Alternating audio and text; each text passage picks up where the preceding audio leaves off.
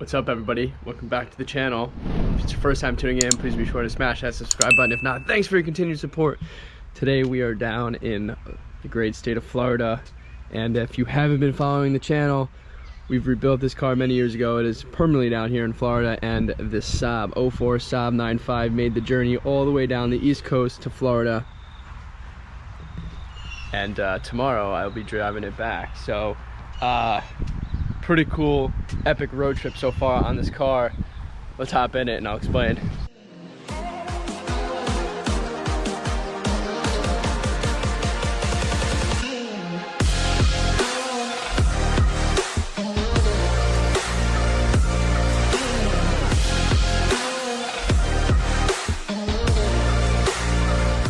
Alright guys, so this car has now 225,427 on it.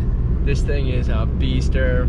Car has been running really well, and my parents have been driving it all month down here, and then I came down this past week. I drove this thing kind of everywhere. I was down in Miami with it earlier in the week, and I went to this restaurant, and it's so cool that a lot of the guys that are valets, like I valeted the car, like they've never seen a Saab before.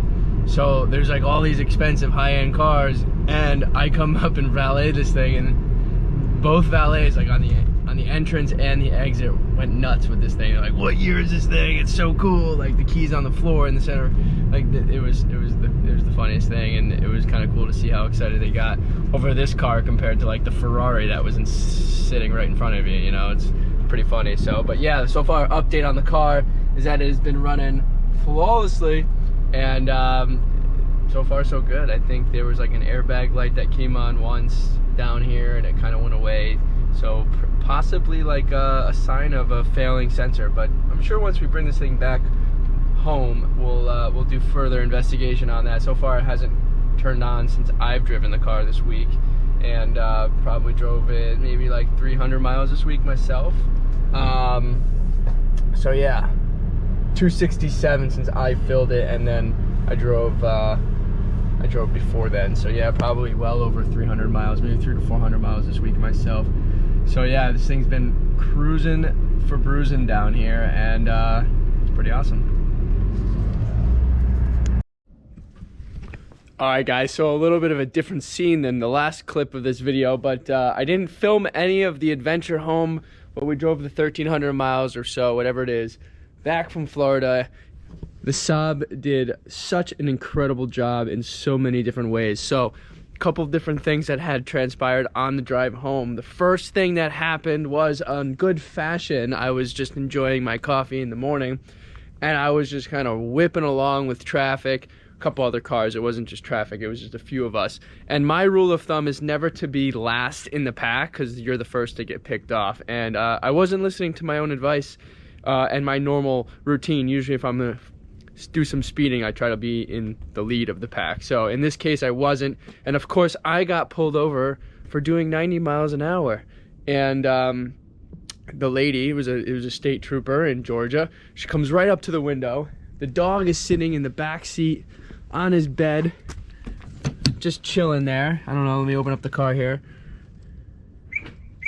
Still gonna unpack the car, but he's just chilling on the back of his seat, just chilling, didn't even get up, and we're just hanging out, my dad and I, and she comes up to the window. She's, "Do you know why you're getting pulled over? You're getting pulled over for doing XYZ.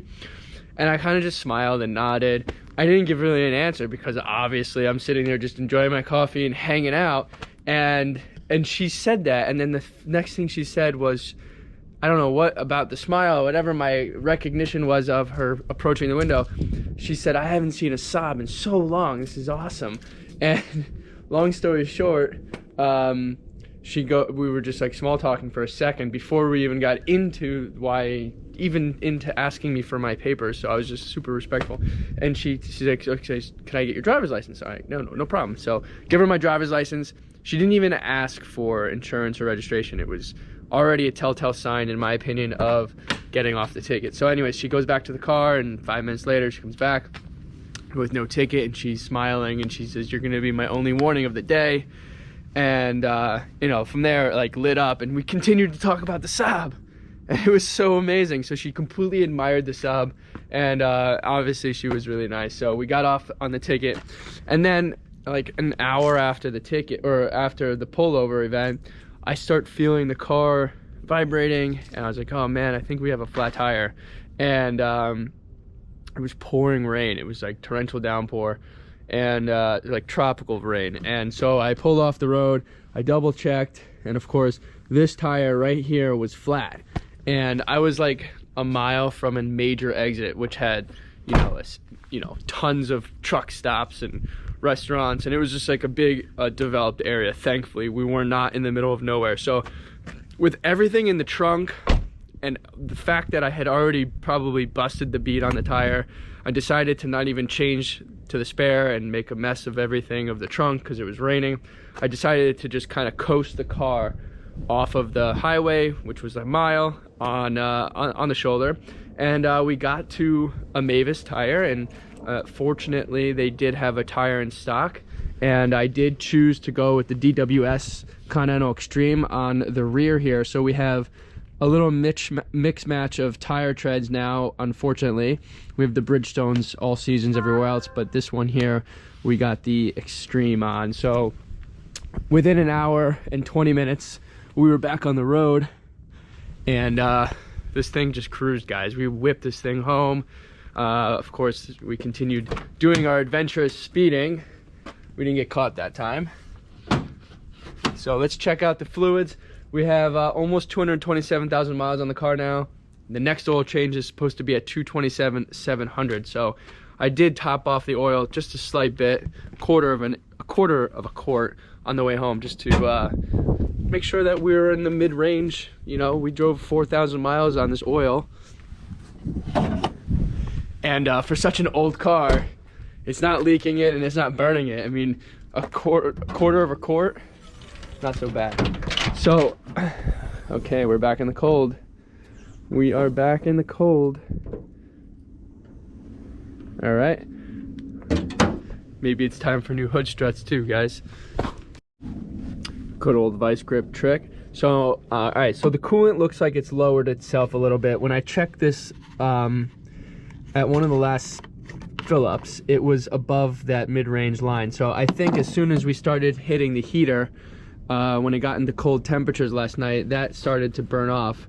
I'm pretty sure, because it wasn't low when I checked it at a truck stop, unless we're leaking a little bit somewhere, which could very well be. We have to investigate this a little bit more. So anyways, let's check the oil level here, and it looks like it's about halfway on that dipstick, which to me is in a good location for safety. So I'm gonna top off this fluid again, and maybe we'll do a pressure test one of these days and see where that's leaking to, because obviously we have all new hoses up front, we have a new thermostat in there, we have a new radiator. The only area of the car that has never been touched, and I was trying to touch on this before the car left, was that the water pump could potentially need to be replaced. And obviously I didn't want to do that before the car left for Florida, and I knew it wasn't severe enough to need to worry. So thankfully the car made it there and back, no problems, and a couple top offs of coolant is not the end of the world at the moment. So in the interim, we'll top that off because the car is going to hit the road again today, and it's going to be hitting the road again later this week. And so yeah, we got to make sure it's good. But let's see. We really just had a lot of time in this car this week. 226, 755, cold start. It's unbelievable. This thing's amazing.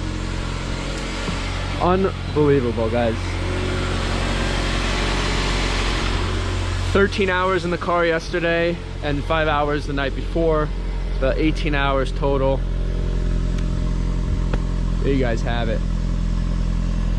So the valets love the car down in Florida, and the state troopers love the car in Georgia. I mean, just really a lucky time. This is the only bad luck we had, which was lucky situation as it was, because we weren't in the middle of nowhere, like I said, and they had a tire in stock. So what a car, what a car, what a car, guys. Unfreaking believable.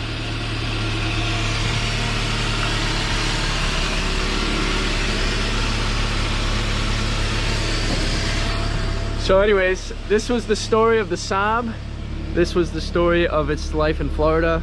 It did an amazing job, and of course it proved itself very well. So we got to go investigate in a later date that water pump scenario. I think that's what's going on, and from there we'll just keep changing the brakes and the oil and the tires, and in the meantime she's off for the next one.